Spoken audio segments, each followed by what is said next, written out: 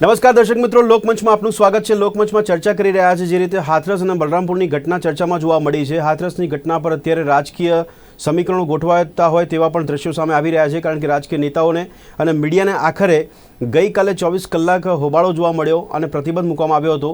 આજે આખરે રાજકીય નેતાઓને પણ મળવા માટેની મંજૂરી આપવામાં આવી તો મીડિયાને પણ પ્રવેશવા દેવામાં આવ્યું હતું। ચર્ચા કરી રહ્યા છે કે સમગ્ર દેશભરમાં ઘણી બધી ઘટનાઓ બની રહી છે બળાત્કારની। એનસીઆરબીના આંકડા મુજબ છેલ્લા 2019માં રોજની 88 બળાત્કારની ઘટનાઓ નોંધાઈ છે ચોપડે। ત્યારે ચર્ચા એટલા માટે કરી રહ્યા છે કે ફક્ત એવી ઘટનાઓ કે જેની અંદર રાજકીય સમીકરણો ગોઠવાતા હોય તેની પર જ ન્યાય માટે રાજકીય નેતાઓ મેદાનમાં કેમ ઉતરે છે? અન્ય બનતી ઘટનાઓ માટે રાજકીય પાર્ટીઓ કે નેતાઓ ક્યાં ગુમ થઈ જાય છે? તો બીજી બાબત કે આવી ઘટનામાં પણ જ્યારે ન્યાય મળવાની વાત કરવામાં આવે તો ન્યાય વ્યવસ્થા જે વિલંબિત જોવા મળી રહી છે એ પણ કેટલી જવાબદાર બાબત માની શકીએ? કારણ કે નિર્ભયા કાંડમાં આપણને જોવા મળ્યું છે કે 8 વર્ષ જેટલો સમય વીત્યો હોય તેમ છતાં પણ આપણે જોયું કે માંડ જાણે કે નિરાકરણ આવ્યું હોય કેસમાં, અને એવા દ્રશ્યો સમગ્ર દેશમાં સર્જાયા હતા। તો પછી સવાલ થાય છે ન્યાય વ્યવસ્થા પર બી। અને બીજી બાબત એ પણ જોવા મળી રહ્યું છે કે ફક્ત આવી ઘટનાઓ જે બને છે એ રાજકારણનું એક માધ્યમ બની જાય છે, ત્યાં પૂરતી જ સીમિત રહી જાય છે કે કેમ? આની પર ચર્ચા કરી રહ્યા છે। મારી સાથે ચર્ચામાં જોડાયા છે સોશિયલ આંતરપ્રિન્યોર તરીકે રુઝાન ખંભાતા અને રીમા શાહ કે જેઓ સામાજિક વર્કર છે, સોશિયલ વર્કર છે અને ઇવેન્ટ મેનેજર પણ છે। આ બંનેનું સ્વાગત છે ચર્ચામાં। રીમાજી, આપનાથી શરૂઆત કરવા માંગી। સૌથી પહેલી પ્રતિક્રિયા આપની કે દેશમાં બનતી ઘટનાઓ ઘણી બધી બને છે। મેં હમણાં એક આંકડો મૂક્યો પ્રમાણે રોજની 88 ઘટનાઓ 2019માં રોજની નોંધાઈ છે બળાત્કારની। અત્યારે હાથરસની ઘટના હોય, નિર્ભયા જેવી ઘટના બની હોય, હમણાં છેલ્લે હૈદરાબાદમાં જે ઘટના બની હતી, અમુક ઘટનાઓ માટે ચર્ચા વધારે જોવા મળે છે, તે રાજકીય પાર્ટીઓ નેતાઓ પહોંચી જાય છે, સિસ્ટમ કામ કરતી દેખાતી હોય એવા દ્રશ્યો ઊભા થાય છે। શું કહેશો, આપનું પહેલું આંકલન શું છે આવી ઘટનાઓ માટે? રાજકીય ઘટનાઓ રાજકીય ક્ષેત્રે આ વસ્તુને લઈ જવા જેવી નથી, જેની સાથે વીતે એ ખાસ એના ન્યાય આપવા માટેની આપણે ખાસ વાત કરવી વધારે જરૂરી બને છે। બિલકુલ। પણ રીમાજી, આ પ્રકારની ઘટનાઓ જ્યારે બને છે ત્યારે આપને સૌથી પહેલો સવાલ શું થાય છે મનમાં? કારણ કે સરકારો બદલાઈ છે, પ્રશાસન બદલાઈ છે, સિસ્ટમ બદલાઈ છે, આપણે જોઈએ છે, વાયદાને દાવા કરવામાં આવે છે, પણ ઘટનાઓ ઘટતી નથી, ઓછી નથી ઘટનાઓ થતી। એ જ કહેવા માંગુ કે રાજકીય ક્ષેત્રે આ વસ્તુને ના લઈ જઈ, અને આ વસ્તુ બલાત્કારની વસ્તુઓ જે પર્સનલ તમારે એક એવી રીતે કદાચ આપણે લઈએ તો વધારે સારું રહેશે કે એક ફિમેલ માટે, એક સ્ત્રી માટે એક આત્મસન્માનની વાત રહે છે, અને એ તમારે સોચમાંથી બહાર આવવું પડે એવું છે। અને રાજકીય ક્ષેત્રે આપણે લઈ જઈએ અને પોલિટિકલ વ્યૂ બનાવીએ એના કરતાં આપણે પર્સનલાઇઝ અને લઈ અને નારીને ન્યાય આપવા માટેની વાત કરવાની તો જરૂરી છે જ, પણ પહેલા તો નારી સાથે થવું ના જોઈએ એ વધારે મોટો મુદ્દો છે। પણ આ પ્રકારની ઘટનાઓ રીમાજી બની રહી છે, એની પાછળના કારણો, પરિબળો આપને કયા જવાબદાર લાગે છે દેશભરમાં જે ઘટનાઓ બની રહી છે?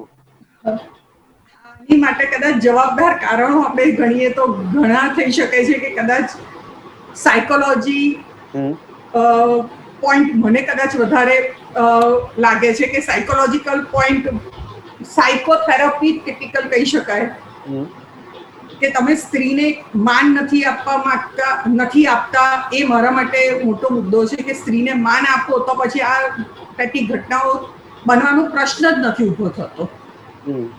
નહીં, પણ આપણે પુરુષ પ્રધાન સમાજની વાત કરતા હોઈએ છીએ, પણ છતાં આપો જો સન્માનની વાત છે, તો જો મહિલાઓને સન્માન મળશે તો આવી ઘટનાઓ નહીં બને એવું આપ માનો છો? પુરુષ પ્રધાન દેશ છે એવું આપણે ગણીએ છીએ, પણ હવે અત્યારે સ્ત્રી પણ સમોવડી છે, જે રુઝાનબેન હેડ્સ ઓફ ખબર જ છે, અને મારા માટે તો એક રોલ મોડલ છે કે કેટલું કરી રહ્યા છે। એટલે પુરુષ પ્રધાન દેશ આપણે ગણીએ છીએ, અને સ્ત્રીને એક માતાનું સ્વરૂપ આપણે ગણીએ છીએ, માં દીકરીનું સ્વરૂપ ગણીએ છીએ આપણે, તો એનું આપણે માન રાખીએ વધારે જરૂરી છે। રીમાજી, પણ આવી ઘટનાઓ સાંભળો છો આપ જ્યારે મીડિયાના માધ્યમથી, ત્યારે આપને કેવી ધૃણા ઉત્પન્ન થાય છે જ્યારે મનમાં, કે કેવા વિચારો આવે છે આપને? એ હલી જવાય છે એ વખતે કે તમે સ્ત્રીને માન નથી આપતા, સ્ત્રીના કેરેક્ટર પર તમે આવી રીતના, પછી આ વસ્તુ બની ગયા પછી પણ એના પર કેટલી ચર્ચાઓ અને એને ખૂંદી કઢાય છે। જ્યારે આ વસ્તુ બની ગઈ છે એ ખોટી જ બની છે, પણ પછી એનું પોસ્ટમોર્ટમ એ એટલું બધું થાય છે કે એ વધારે દુઃખદાયક હોય છે જે વિક્ટિમ હોય છે એના માટે। જી, ઓકે રુઝાનજી, આપની પ્રતિક્રિયા આપણે ઘણી વખત ચર્ચા કરી છે ડિબેટમાં, બળાત્કારની ઘટનાઓ બનતી જોવા મળે છે, હવે આંકડા પણ દિવસે દિવસે વધી રહ્યા છે। સૌથી પહેલો સવાલ મારો તો રુઝાનજી આપને એ છે કે સરકાર બદલાઈ છે, સિસ્ટમ બદલાઈ છે, શું ફરક પડ્યો આવી ઘટનાઓને લઈને? કારણ કે એનસીઆરબીના આંકડા વર્ષે મળે છે, એમાં ઘટનાઓ વધારે પ્રમાણમાં જોવા મળી રહી છે? સૌથી પહેલા તો એક તમારો જવાબ આપતા પહેલા મારે નીમાબેન ને બધી બહેનો જે સાંભળી રહી છે, ભાઈઓ બી સાંભળી રહ્યા છે, કેવું છે કે કોઈ રોલ મોડેલ નથી. એટલું યાદ રાખજો, તમારાથી જેટલું થાય, હું બધાને કહું છું કે તમારાથી જેટલું થાય તમે મદદ કરો. હવે હું એવું કઈ નથી કહેતી કે આઉટ ઓફ ધ વે જાઓ, પણ અગર કોઈ બેન તમારી જોડે કોઈ એમનું દુઃખ દર્દ હોય તો તમે એમને સાંભળો, એમને હાથ અને સાથ આપો. બધાને કહું છું કે આજે હાથ કોઈ દીકરીને બેનને આપવો બહુ જરૂર છે ને સાથ આપવો બહુ જરૂર છે. એટલે જરૂર નથી તમે કોઈને રોલ મોડેલ પ્લીઝ ના બનાવો, કારણ કે આપણે જોયા કે આપણે કેટલાને રોલ મોડેલ બનાવ્યા છે, કેવા આપણે બધા હેરાન થઈ રહ્યા છીએ. પોલિટિશિયન ની વાત કરીએ તો મને હજી યાદ છે કે સ્મૃતિબેન આપણા પહેલા રોલ મોડેલ હતા. જયારે નિર્ભયા હતા એવું બધું એ રસ્તા પર આવી ગયા અને બધું લડત કરીને આ કરું તે કરું તો મારા રોલ મોડેલ બની ગયા. પણ પછી શું થયું, નેતા બની ગયા અને પછી હવે બધું છૈયા છે. હવે તો મોઢું નથી બોલતા, કશું બોલતા નથી. એટલે એમના માટે જે પેલો દીકરીનો પ્રેમ છે બધું ઢોંગ હતો. એટલે મને તો આવું બધું સાંભળીને અને જોઈને એકદમ ગુસ્સો આવે છે. હવે તમારો જે પોઈન્ટ છે કે દિવસે દિવસે ઘટનાઓ બની રહી છે, વધી રહી છે, તો તમને હજી ઈઝી આપું આંકડા તો એવું છે કે હર 15 મિનિટે એક બહેનનો રેપ થતા, તો ખાલી રેપની વાત છે. Molestation, domestic violence, sexual harassment, એ બધા આખાથી અલગ આંકડાઓ છે, જે અત્યારે આપણે ડિસ્કસ નથી કરી રહ્યા. એટલે આપણે છે ને ધુજારી છૂટી જાય છે. તમે સિસ્ટમની વાત કરો છો ને, પ્રોબ્લેમ એ થયો છે કે જે બી આવશે નેતાઓ, મેં અત્યારે સ્મૃતિબેન ની વાત કરી કે વાર્તા બહુ સરસ કરી, આપણને આશા બંધાઈ ગઈ, આપણે બહુ વેરી ગુડ સ્મૃતિબેન નેતા બની ગયા, મિનિસ્ટર બની ગયા, પણ પાછળથી પછી ખોખલું. એટલે પોઈન્ટ અત્યારે એ થઈ રહ્યો છે કે આપણે આપણા પ્રોબ્લેમ સિસ્ટમમાં નથી, આપણા માણસોમાં. સૌથી પહેલા સિસ્ટમ સારી છે, હું તો કહું છું એમનું ઇમ્પ્લિમેન્ટેશન શું કે આપણે લોઝ કેટલા બધા કરી દીધા છે, જેટલું લોકોના હાથમાં છે એટલું થયું છે. પણ થાય છે શું, સૌથી પહેલા સિસ્ટમ બી લોકો જ ચલાવે છે, પણ લોકોમાં કયા લોકો નેતાઓ ચલાવે છે. પ્રોબ્લેમ ત્યાં થાય છે. પોલીસ બી આપણને થાય પોલીસ એટલે નિષ્પક્ષ. અરે બાપા, પોલીસ ઇઝ સપોઝ ટુ બી નિષ્પક્ષ, પણ પોલીસ શું કરે છે, નેતાઓની પપેટ બની ગઈ છે. પોલીસ શું કરે છે, આપણા પૈસાની પપેટ બની ગઈ છે. પ્રોબ્લેમ અત્યારે ક્યાં થઈ રહ્યો છે? અને પૈસાની જે આ લોકોને સેલરી કોણ આપે છે? સેલરી તમારા ને મારા જેવા માણસો. સાહેબ, તમારી ઇન્કમ ટેક્સ કપાય છે, બેન બધાના આપણો ઇન્કમ ટેક્સ કપાય છે, આપણી સેલરી એ લોકોને જાય છે, આપણા જીએસટી ના પૈસા એ લોકોને જાય છે. પણ ફાઇનલી આપણે સાહેબ ભીખ માંગવી પડે તેને આપણા હક ને આપણું ન્યાય, આપણી જે કોન્સ્ટિટ્યુશને આપણને જે હક આપ્યો છે, હું ફરજ પૂરી કરું છું, હું ટેક્સ બી ભરું છું, હું પેનલ્ટી બી ભરું છું, 1000 રૂપિયાની માસની પેનલ્ટી બી ભરું છું, પણ મને મારો ન્યાય નથી મળતો, મને મારો હક નથી મળતો. એટલે સાહેબ, સિસ્ટમને આપણે નહીં કોસીએ, કારણ કે સિસ્ટમ પાસે કેવા આવાજ માણસો ચલાવે છે. ઇમ્પોર્ટન્ટ છે નહીં, પણ રુઝાનજી, આજે સમાજમાં બનતી ઘટના હોય તો એના માટે સિસ્ટમ સામે જ પહેલા જશે ને, કારણ કે કાયદો વ્યવસ્થા બી સિસ્ટમનો ભાગ આવે છે, પોલીસ પ્રોટેક્શન બી સિસ્ટમનો ભાગ આવે છે. સિસ્ટમમાં એટલે આમ સિસ્ટમ પરફેક્ટ છે સાહેબ. મારી ઇન્ડિયાની પોલીસને અગર ગાય શોધવી હોય, ગાય તો એ શોધી લે છે, ગાય જેવી ચીજ, કાવ. પણ એને માણસોના આખું બધું આવું બધું થઈ જાય છે, તો બી એ આટલી નિષ્ફળ રહે છે, કારણ કે એને વિલ નથી. વિલ કેમ નથી? પોલિટિકલ પ્રેશર, મની પ્રેશર, આ પ્રેશર, ગુંડાઓનો પ્રેશર, તેલો પ્રેશર. થાય છે શું, આપણા નેતાઓ કેવા, તમે જોશો આપણી પાસે રિપોર્ટ છે એમપી શું કે એમએલએ ને એમપીઓ ના, કે 30%, 40% એમપી એમએલએ ના પાસે ગુનાહિત પ્રવૃત્તિઓ છે ને આપણે તેને છૂટીએ છીએ. એટલે ભોગવવાનું તો નથી આપણે જ છે. હું તો લોકોને બહુ સિમ્પલ કહું છું, યથા રાજા યથા પ્રજા. પછી આપણે ભોગવે છે, તમે આવું ગુમાવું કરી છે. પણ યાદ રાખજો, આપણે જાગૃતિ કરવાની છે. દીકરીઓ, માતાઓ, ભાઈઓ, કારણ કે આ લડત સ્ત્રી પુરુષની નથી, આ લડત છે ને પૂરેની છે. જ્યાં સુધી આપણે જાગૃત નહીં થઈએ ત્યાં સુધી આપણે આવી રીતે હેરાન થવાના છે ને આવી રીતે ડિબેટો કરતા નહીં. ઠીક છે રુઝામેલજી. આપણી સાથે ડિબેટમાં અત્યારે ડોક્ટર રમેશ વર્મા જોડાયા છે, કે જે उत्तर प्रदेश થી वरिष्ठ पत्रकार છે. रमेश जी, आपको आवाज आ रही है मेरी? हाँ, बिल्कुल आवाज आ रही है। रमेश जी, आपकी रिएक्शन क्या रहेगी जब उत्तर प्रदेश में हाथरस में जो घटना बनी, उसके बाद बलरामपुर में भी घटना बनी और एक वीक पे अंदर 8 जैसी घटनाएं बनी है उत्तर प्रदेश के अंदर ही। अभी वहां का माहौल क्या है और उसके ऊपर किस तरह का पॉलिटिक्स खेला जा रहा है? आपको क्या लग रहा है, इसमें केंद्र बिंदु में वो पीड़ित परिवार जो है उनको न्याय मिलने की बात हो रही है कि नहीं हो रही है? देखिए, घटनाएं कई हुई हैं, निश्चित रूप से हाथरस की हुई है, इसके बाद बलरामपुर हुई है, भदोही हुई है, और आज कानपुर देहात की भी एक घटना हुई, कई घटनाएं हुई हैं। लेकिन हाथरस की घटना अपने में बिल्कुल एक्सक्लूसिव है, जहां पर 16 दिन तक जो है एक बालिका तड़पती रही, उस पर ध्यान नहीं दिया गया। और सबसे बड़ी बात ये हुई कि जब उसकी मौत हो जाती है तो उसके परिवार जनों से उसको जो है अंतिम संस्कार का अवसर नहीं दिया जाता है। माँ कहती है कि मुझे चेहरा दिखा दो, चेहरा, और रात को 2:30 बजे प्रशासन उसका अंतिम संस्कार पेट्रोल डाल करके कर देता है। ये अपनी में एक बड़ी ही दर्दनाक, जो है शील और बड़ी ही प्रशासन की संवेदनहीनता की कथा है, जिस कारण सारा फोकस इस समय हाथरस पर बना हुआ है। जी रमेश जी, लेकिन मेरा सवाल आपसे ये रहेगा कि वहां पे उत्तर प्रदेश में जैसे योगी आदित्यनाथ ने सत्ता संभाली है, वहां पे गुंडा एक्ट लागू किया हुआ है पहले से। दूसरी बात, वहां पे एंटी रोमियो कोड बनाया हुआ है। इतनी सारी व्यवस्था करने के बावजूद इस तरह की घटनाएं वहां पे बन रही है। पहला सवाल ये मेरा रहेगा कि ऐसा क्यों बन रहा है, और एनसीआर भी बता रहा है जिस हिसाब से, तो महिलाओं के लिए सुरक्षित राज्य नहीं है उत्तर प्रदेश, ये बताया जा रहा है। नहीं, निश्चित रूप से योगी आदित्यनाथ ने जो है इस तरीके की घटनाओं को रोकने के प्रयास किए, लेकिन उन्हें अपेक्षित सफलता नहीं मिली, इसमें भी दो राय नहीं है। जो उन्होंने आते ही, सत्ता संभालते ही एक रोमियो का जो कॉन्सेप्ट प्रस्तुत किया था, उसको ही लेकर के नाना प्रकार के सवाल खड़े हो गए और वो बंद हो गया। गुंडा एक्ट लागू किया गया, ऑपरेशन हाफ लागू किया गया, इनकाउंटर्स हुए, लेकिन जो पुलिस का जो सिस्टम है, जो वहां की जो पुलिस है, वो अपने ही धर्रे पर बनी रही, जिसके कारण जो चीज योगी आदित्यनाथ चाहते थे वो नहीं हुआ। पुलिस अपने ही ढंग पे चल रही है। यही कारण है कि कानपुर में एक अपहरण हो जाता है, आज तक पता नहीं चलता है, एसपी तक को सस्पेंड कर दिया जाता है, लेकिन आज तक उसका पर्दाफाश नहीं होता। तो जो जी रमेश जी, રમેશજીનો કદાચ અવાજ કપાઈ ગયો છે। રીમાજી, આપને હું પૂછવા માંગીશ, જે અત્યારે રમેશજી બી કહી રહ્યા છે, રોઝાન મેડમે જેમણે વાત કરી પ્રમાણે, આપને આના મૂળમાં શું લાગે છે? આવી ઘટનાઓ અટકાવવા માટેનો લોકો પાસે કોઈ વિકલ્પ છે ખરો? લોકો માટે એવું થાય છે કે કોઈ ઘટના બને તો કે ભાઈ ચલો કોર્ટમાં જાઓ, પોલીસ પાસે જાઓ, સિસ્ટમ સામે જાઓ, પણ એમાં પણ જો રોઝાનજી આપણે કીધું પ્રમાણે કે રિઝલ્ટ નથી મળતા, તો પછી કોઈ બીજો વિકલ્પ એક લાગે છે આપને કે સમાજ પાસે છે? વિકલ્પ કશું મળતા નથી।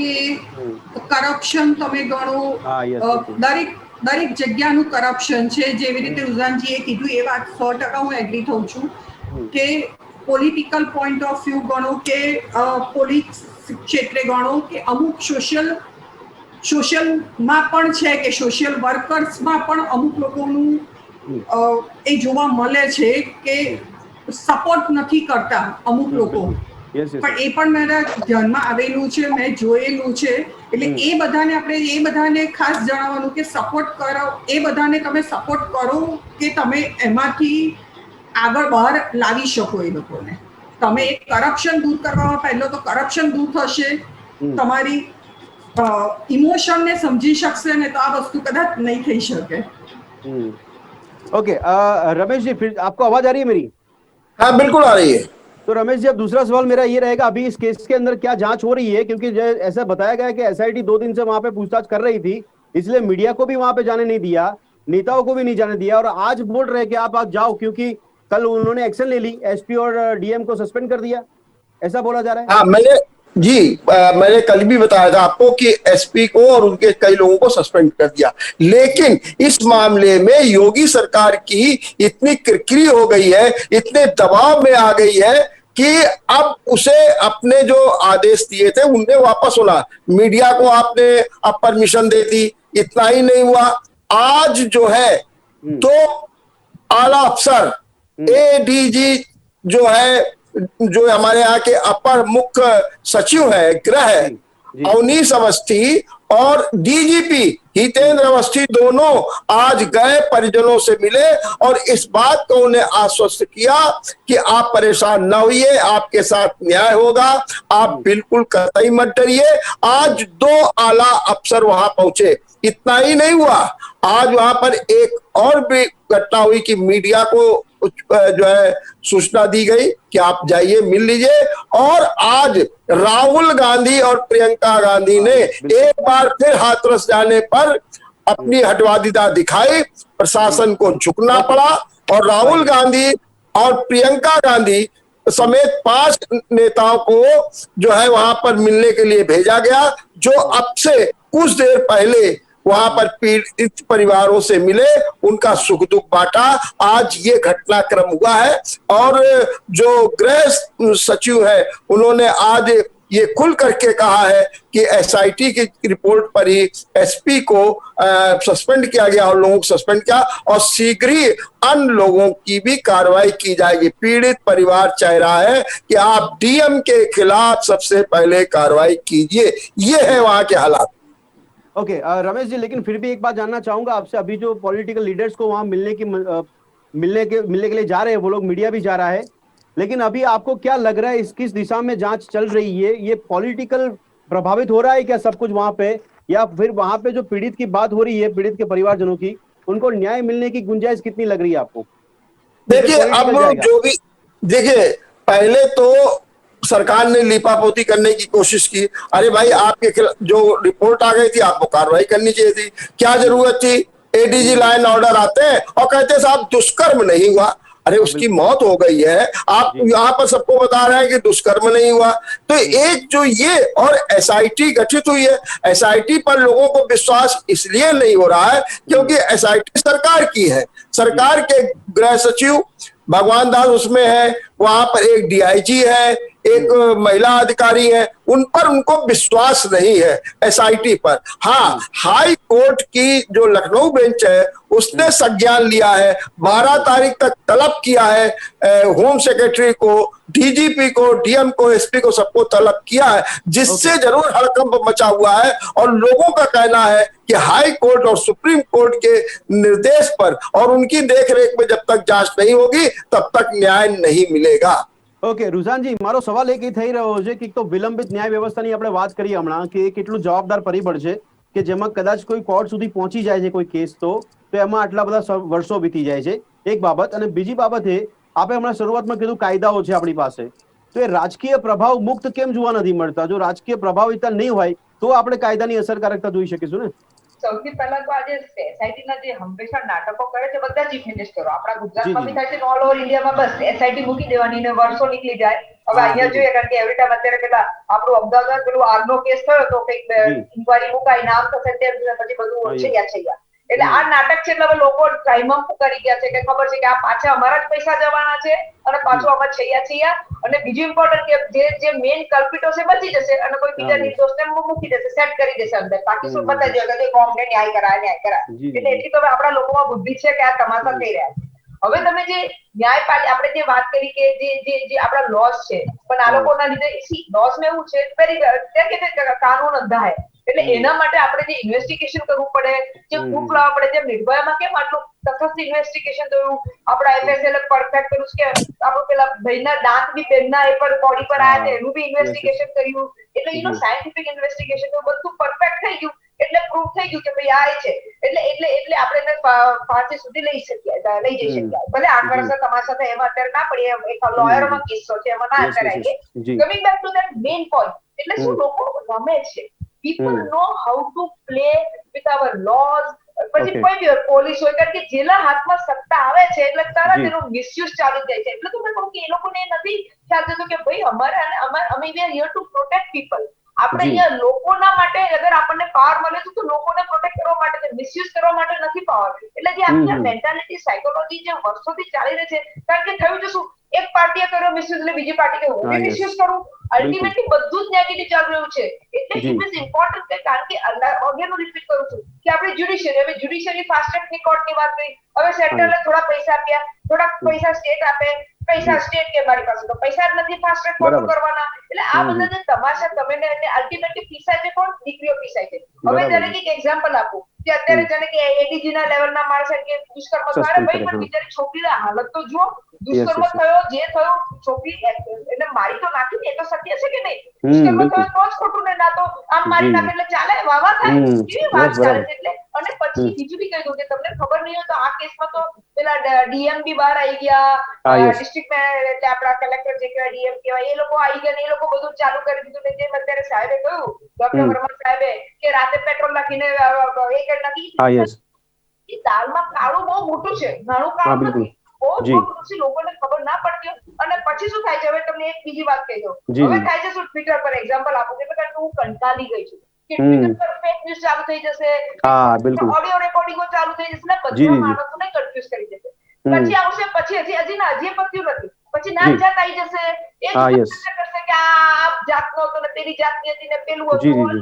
તમે હાલત જો આપણા દેશની સાહેબ, તમે હાલત જુઓ કે થેન્ક્સ ટુ સોશિયલ મીડિયા બધું અને પૈસા બોલતા है. જેમ कंगना बेटी हमारी बेटी हमारी, अरे भाई बेटी तारी वांधो नहीं, राग बेटी एक्स आप वाय आप जेड आप जे हाल તો હાલ, પણ એઝ અ લેમેન કોમન મેન નું શું, રાઈટ? અને બધા શું ટ્વીટ થયું એટલે સાચું, અરે ટ્વીટ તો સાહેબ 2 રૂપિયામાં છે, 2 રૂપિયા વાળું ટ્વીટ થાય છે. હા, એ તો ચાર્જ લઈને પણ ટ્વીટ થાય છે. હું તમને આજે અહીંયા એટલે બોલી રહી છું કે જે લોકો સાંભળે છે એ લોકો જાગૃત થાય.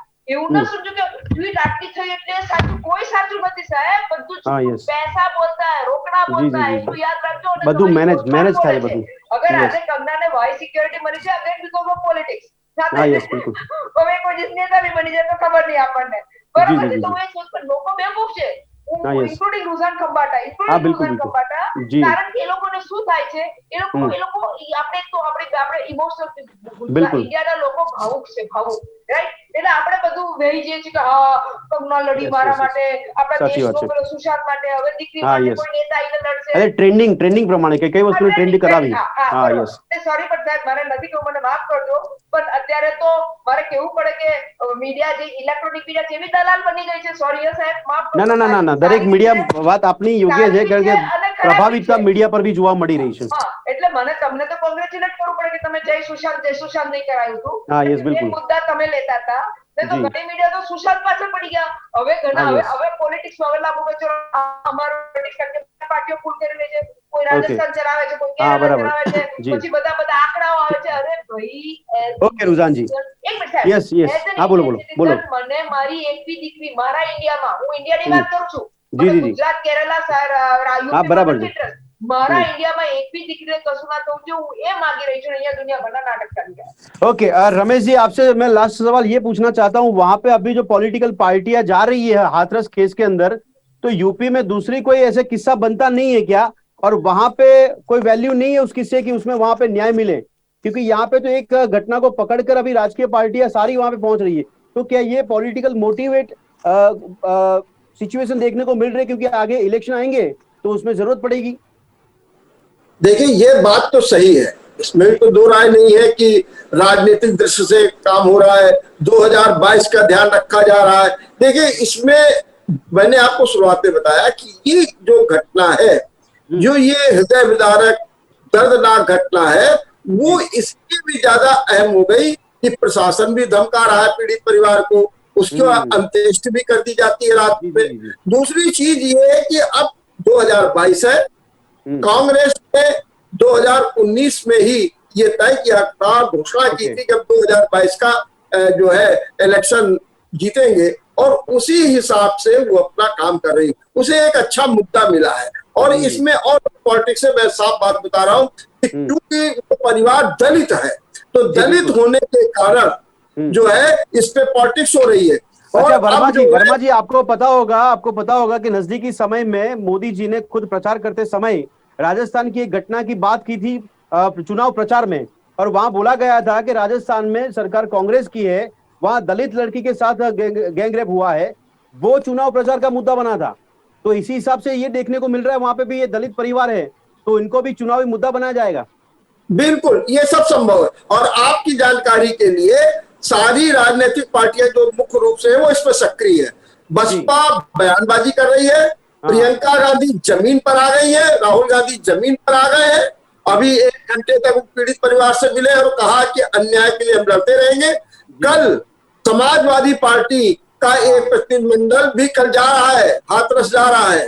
आप पार्टी भी संघर्ष कर रही है. सही बात है. ये बिल्कुल सही है कि राजनीति है, और लोकतंत्र में राजनीतिक दलों का ये काम भी होता है कि वो करें. हाँ, 2022 का इलेक्शन, उसका उसका मुद्दा बना करके, क्योंकि कांग्रेस को मालूम है कि एक बार जब इंदिरा गांधी सत्ता से बाहर हो गई थी, तो बेलची को लेकर के उन्होंने मुद्दा बनाया था. वो भी दलित का मामला था, और वो हाथी बैठ के गई थी, और उससे वो एकदम बूम मिला था, एक जन जुड़ाव हो गया था. वही सपना मैं कहूंगा कि आज कांग्रेस भी देख रही है. दलित का मुद्दा है, ઠીક હે વર્માજી. રીમાજી, એક છેલ્લી કમેન્ટ્સ આપની પણ. આવી ઘટનાઓ માટે તમે આશા ન્યાયની રાખીએ છે, પણ સરકારો અલગ અલગ રાજ્યોમાં અલગ અલગ સત્તામાં જોવા મળે છે. શું લાગે છે આપને? ફંડની વાત હોય, ન્યાયની વાત હોય, પણ આમાં આપે જેમ કીધું કે ભ્રષ્ટાચાર ન થવો જોઈએ, સન્માન મળવું જોઈએ, પણ આવી ઘટનાઓ લાગે છે કે આગામી સમયમાં ઓછી થશે અથવા તો નહિવત થઈ શકે એવું લાગે છે આપને? નહિવત થઈ શકે, થશે અને ઓછી થશે તો ખૂબ ખૂબ આમ સારી વાત ગણાશે, પણ જ્યારે એની સામું બધાની સમજ શક્તિ અને ભ્રષ્ટાચાર ને એ બધું ચાલુ રહેશે. નહીં, પણ રીમાજી, મારો સવાલ એ છે કે આપને લાગે છે કે વર્તમાન પરિસ્થિતિમાં લોકો સરકાર સામે કે સિસ્ટમ સામે સવાલો ઉભા કરી શકે છે એવું લાગે છે આપને, કે પબ્લિકમાં પણ એવો ડર છે? ઓફકોર્સ સિસ્ટમ સામે તો પ્રશ્નો ઉભા થઈ શકે, કરી શકાય છે ને, કારણ કે આટલું ભ્રષ્ટાચાર છે. પોલિટિકલ પાર્ટીનું પણ આટલા, પછી આપણે કોંગ્રેસ, ભાજપ, અત્યારે એ કોઈ પણ પોલિટિકલ પાર્ટીમાં ન પડતા આપણે ખાસ ન્યાય અપાવવા માટે જ ખાસ જોવું જોઈએ. તો જ આ વસ્તુ, તમારી સોચ એવી રાખશો તો જ તમારું આ ઓછું થઈ શકશે. ઓકે દર્શક મિત્રો, અહીંયા સમયની અવધિ નડી રહી છે, પણ ચર્ચા કરી રહ્યા હતા અને યુપીથી જાણવાનો પ્રયત્ન કર્યો કે ડોક્ટર રમેશ વર્માએ પણ જણાવ્યું કે શું સ્થિતિ છે ત્યાં, અને પોલિટિકલ પાર્ટીનો હવે જમાવડો ત્યાં જોવા મળી રહ્યો છે. એવામાં પોલિટિકલ પાર્ટીઓ પર મીડિયાનું ધ્યાન હશે, પણ ધ્યાન એ પણ રાખવાની જરૂર છે કે પીડિત પરિવારને ન્યાય કેવી રીતે મળે છે, ક્યારે મળે છે, એના માટેની મુખ્ય લડત છે. કારણ કે એક દાખલો બેસે તો અન્ય ઘટનાઓ પર બી એની અસર પડી શકે કે જે ઘટનાઓ ન બનવા પામે, એવી ફક્ત આશા રાખે છે અત્યારે તો. પણ જોવું રહ્યું કે ઉત્તર પ્રદેશની ઘટના હોય કે અન્ય કોઈ રાજ્યની ઘટના પર જે ઘટનાઓ બને છે એમાં ઘણી બધી રાજકીય પાર્ટીઓ ગાયબ થઈ જાય છે, પણ જ્યારે કોઈ એક એવી ઘટના મળે કે જેમાં ટીઆરપી મેળવવાની વાત હોય મીડિયામાં, કે પછી પોલિટિકલ પ્રસિદ્ધિ મેળવવાની વાત હોય, કે પછી ઇલેક્શનની વાત હોય, ત્યારે આ રાજકીય પાર્ટીનો જમાવડો એ ઘટના પર જોવા મળતો હોય છે. પણ આખરે તો આશા રાખીએ કે આવી ઘટનાઓમાં જલ્દીથી ન્યાય મળે, સખત કાયદા જે છે એનો અમલવારી જોવા મળે, સરકાર કોઈની પણ હોય. આ ચર્ચાને સમાપ્ત કરી, આ ચર્ચામાં ત્રણેય ભાગ લીધો તે બદલ આપનો ખૂબ ખૂબ આભાર. તો દર્શક મિત્રો, ફરી મળીશું એક નવા વિષય પર ચર્ચા કરવા માટે. ત્યાં સુધી રજા આપશો. નમસ્કાર.